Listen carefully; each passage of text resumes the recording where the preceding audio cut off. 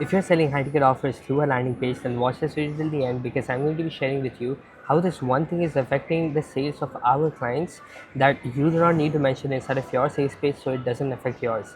Okay, so welcome to day 31 of the Office Turnover Challenge, and today I'm going to be talking about how this one thing is actually killing your sales than actually bringing in more of your conversions. Okay, so if you have no idea what you're doing inside of this challenge, is we are converting negative ROAS offers to positive ROAS, which basically means I recently got inside of this particular project where I'm working on several different offers that are running on Meta ads, and most of these offers are actually losing money. So my goal will be over the next 60 days to convert this losing money offers to making money offers. Okay, so right now when we started this particular challenge, we were sitting at 5% of the offers that were positive ROAS, but my goal would be to take that number to 60% of the live offers being positive ROAS. Okay, so this is going to be an interesting journey, and today we did 4 things. So all the things that you are seeing over here, HOB, EC, ML, and DY, are individual clients that we optimize the funnels or the offers of based on the data that we have got. So all of these offers are running on Meta ads, and my goal is to look at the data and to mention what needs to be changed so that we can get better conversions. Okay, so for HOB, let's dive inside of the first one. This is where I talk about what is that one thing, and then we are going to dive inside of EC, where we are going to be talking about deep dive. A deep dive basically means we have been running this particular offer on Meta ads and we have got some data. So some offers are converting, some offers are not converting. Based on that, we make some optimization. So we did 3 deep dives today and just one funnel query. So let's get inside of HOB, which is day 15. So let's get inside of day 15 HOB. All right, so this particular client is in a really interesting niche. Is in skate business. So he basically helps people who want to get inside the skates business to launch a 5-figure or a 6-figure skating business. So he had some funnel queries. He has got a $97 for $97 and $4,997 offer.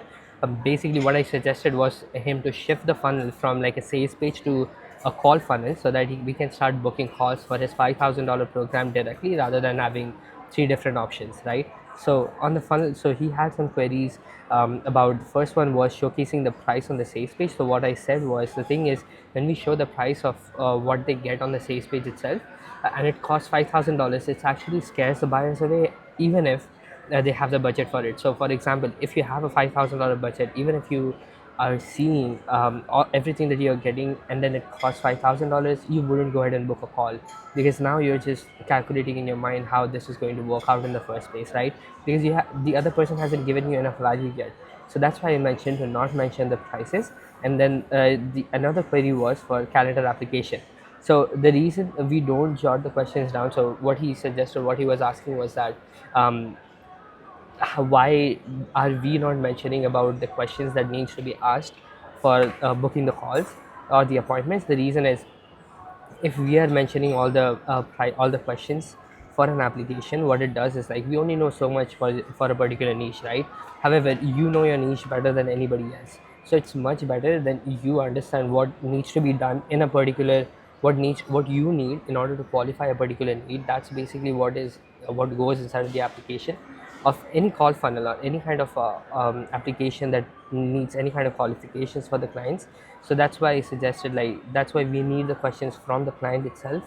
And we can give some examples. Yeah, these are the questions that you can ask the prospects, but at the end of the day, you know your prospects better and you know what are the qualifying criteria for your offers, right? So that's why I mentioned that we need to be mentioning the calendar application. Like, you need to share the questions with us, and once you share the questions with us, we can go ahead and put it in the application, right? And then here's the thing, here's the one thing that is actually destroying the sales of your sales page is actually mentioning the price of your high ticket offer on the sales page itself. So if you're directly mentioning the price, let's say it's $10,000, $15,000, then you're just scaring away the leads because you haven't given any kind of value to them before you're making an ask. So for example, Alex Hormozy recently did $100 million book launch, right? So he basically made $100 million in just 3 days, in 72 hours, just by selling his book, right? Which cost like $20 or something. Now, when he did that, what we see is that he made $100 million in just 3 days. However, that's not the case. He added so much value in the past 3 years of his social media journey. When his social media started kicking off, he provided so much value absolutely for free without making any kind of ask to anybody. And then when he made an offer, people went ahead and bought it, right? So people closed their eyes and invested $6,000 inside of his program that was an upsell for all the people who had purchased the book.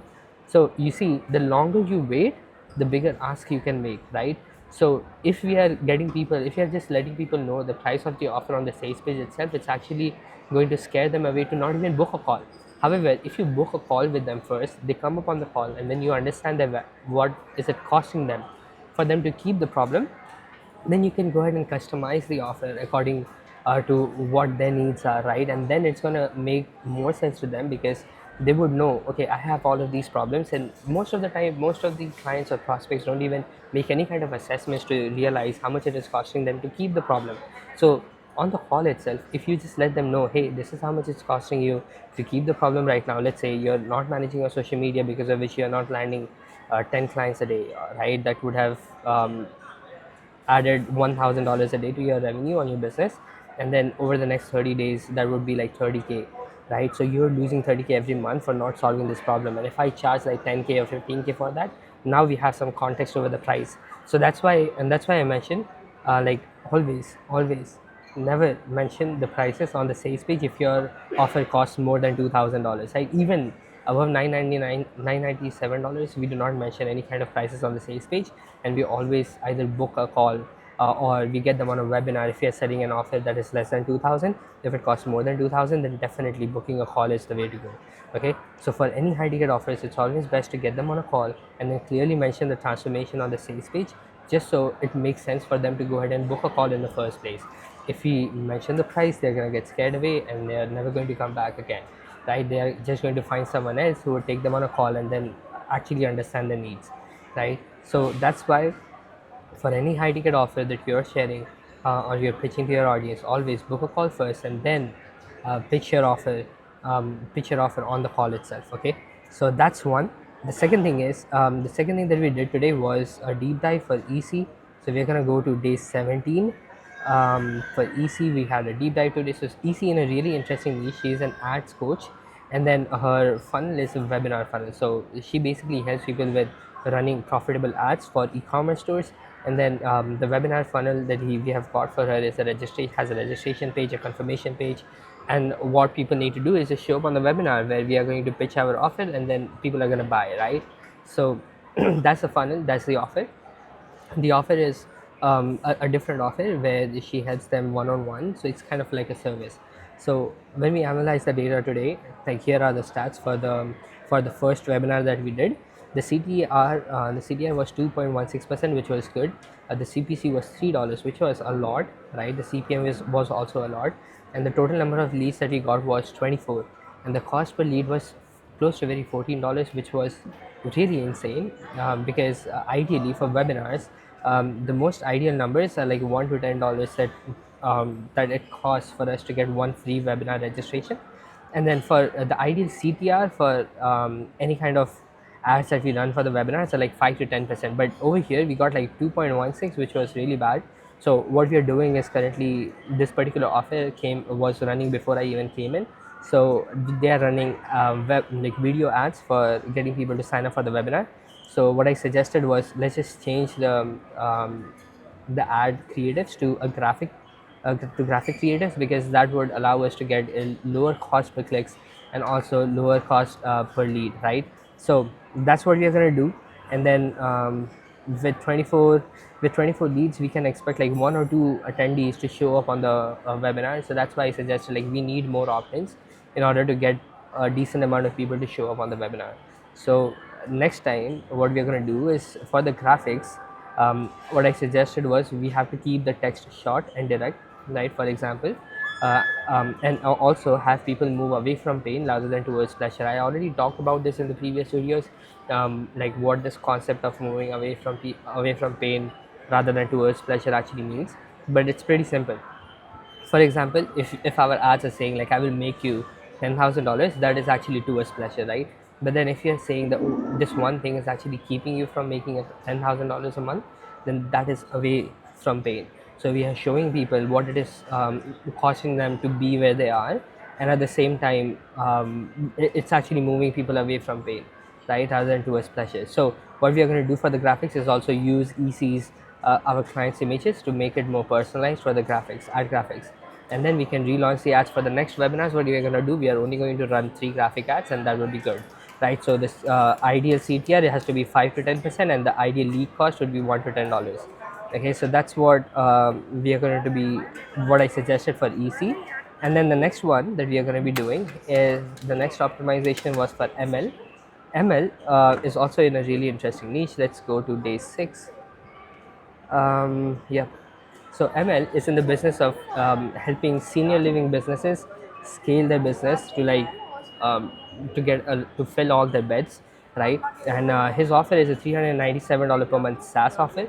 Plus, he also helps them with personalized services and all of that. So that costs a lot as well, like 1,000 to 2,500. So ideal ticket size is like $2,500.